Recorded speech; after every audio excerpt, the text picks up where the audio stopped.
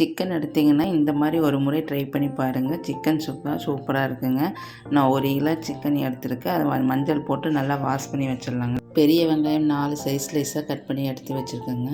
Pepper தூள் 2 spoon, மல்லித்தூள் 2 spoon, Kashmir மிளகாத்தூள் 2 ஸ்பூன், கரம் மசாலா 2 ஸ்பூன், நெய் 2 ஸ்பூன், இஞ்சி பூண்டு விழுது 2 ஸ்பூன், தயிர் 2 ஸ்பூனுங்க. கடாயை வச்சு எண்ணெய் காஞ்ச பின்னாடி நம்ம பெரிய வெங்காயத்தை கட் பண்ணி வச்சுருக்கிறத ஸ்லைஸாக கட் பண்ணி வச்சுருக்கோம்லங்க, அதை எண்ணெயில் போட்டு பொரிச்சிடலாம்.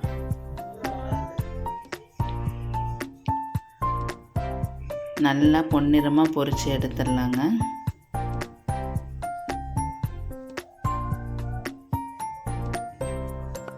பொன்னிறமாக பொரித்து எடுக்கும்போது சிக்கன் டேஸ்ட்டாக இருக்குங்க. இங்கே பாருங்கள், எல்லா வெங்காயத்தையும் நல்லா பொரித்து எடுத்தாச்சுங்க.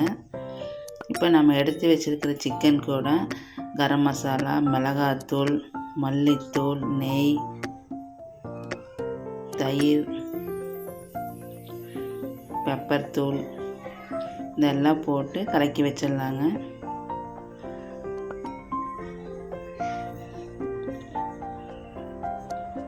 அந்த வெங்காயத்தையும் ஆட் பண்ணிக்கலாங்க. அது கூட தேவையான அளவு உப்பு போட்டு நல்லா கலக்கி வச்சிடலாங்க. இது நல்லா கலக்கி 1 ஹவர் ஊற வச்சா சூப்பராக இருக்குங்க. பாருங்கள், நல்லா கலக்கியாச்சு. 1 மணி நேரம் ஊறணுங்க.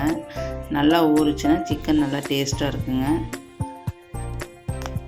இங்கே பாருங்கள், 1 மணி நேரம் நல்லா ஊறிடுச்சு.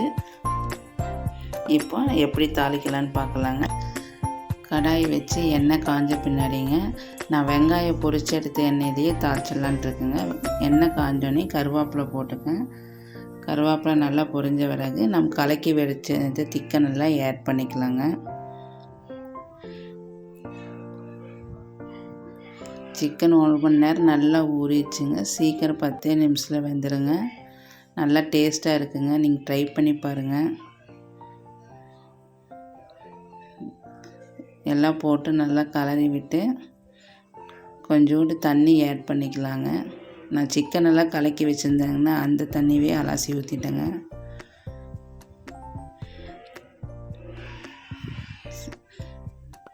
ஊறினங்காட்டிக்கு சீக்கிரம் வெந்துடுங்க. 10 நிமிஷத்தில் உடனே ரெடி ஆயிடுச்சுங்க. சிக்கன் சூப்பராக இருக்குதுங்க.